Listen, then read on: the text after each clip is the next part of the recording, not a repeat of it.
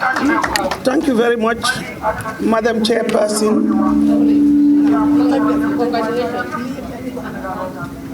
I am very pleased today. I think you can see it on my face. When I see the women, the veterans, the intergenerational progress that I have seen today is phenomenal. And I want to just express my appreciation for your attendance and also the men who care, who have come here to give all the support that is needed. I celebrate all of you today.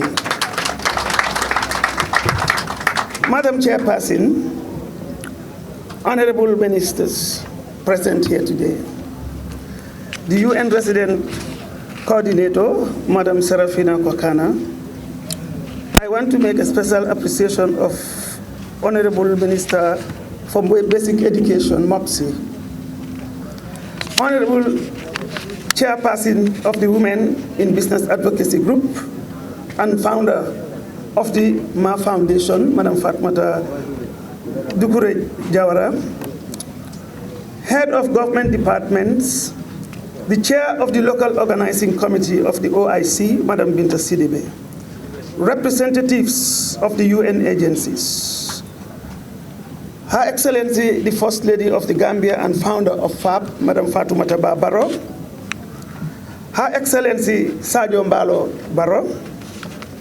I was made to believe that they are coming today.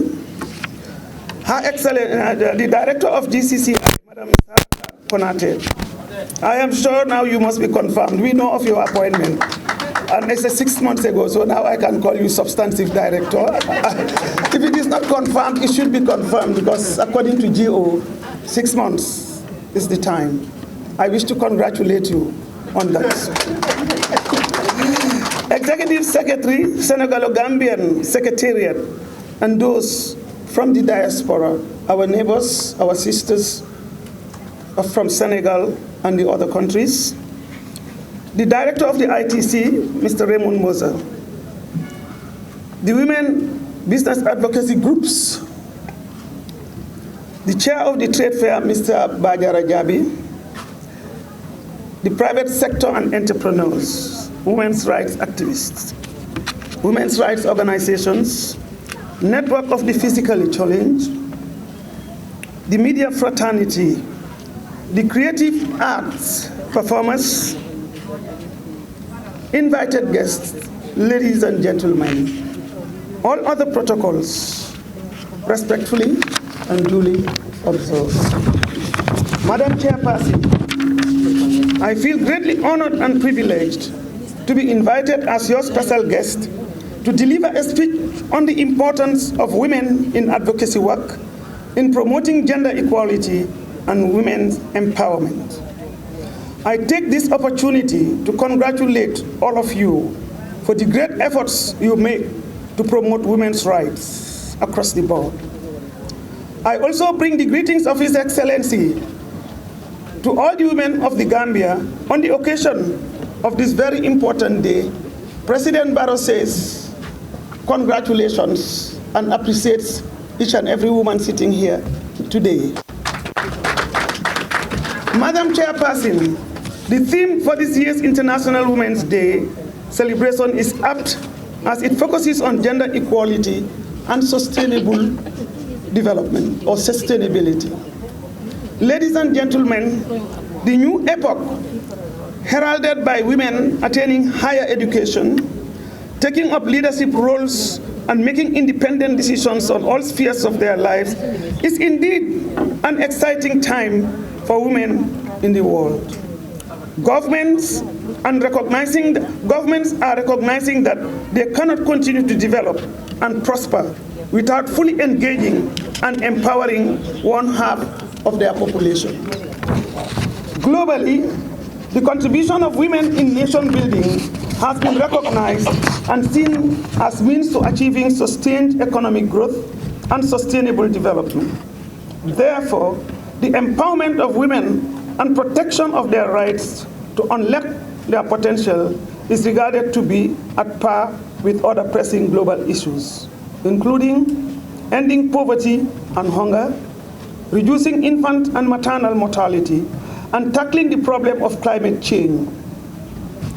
Generally, public dialogue and advocacy on gender issues is mostly carried out by elite groups in organizations or government institutions, while women, especially those from the grassroots, are not actively engaged in these processes. They are more often seen and treated as beneficiaries of the advocacy process without playing an active role in it. We must translate the policy advocacy undertaken mostly by us elite groups into large-scale advocacy efforts. Engaging directly with the grassroots, doing community organizing, mobilizing, sensitizing, and consciousness raising is absolutely necessary if we're going to leverage on our powers.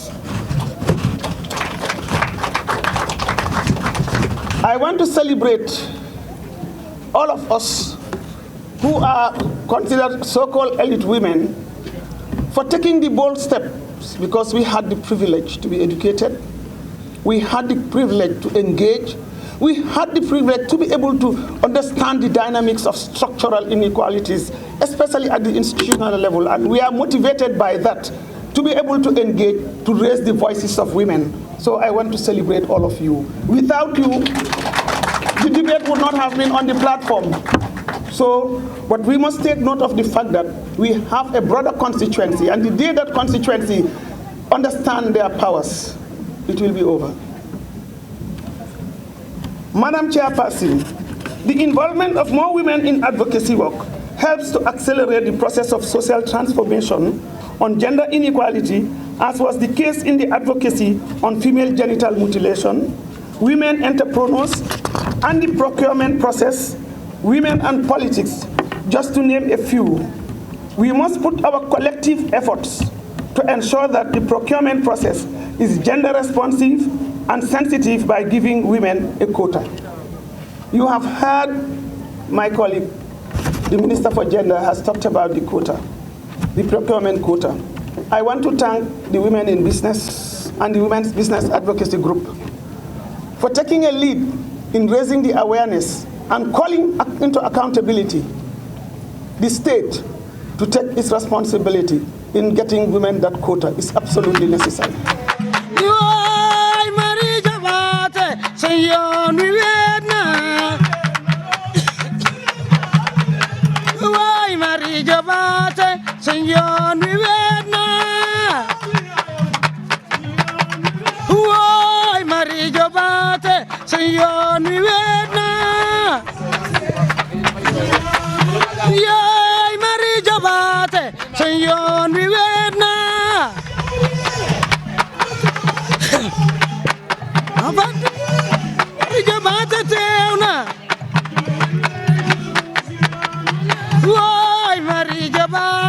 Senyor, mi wena.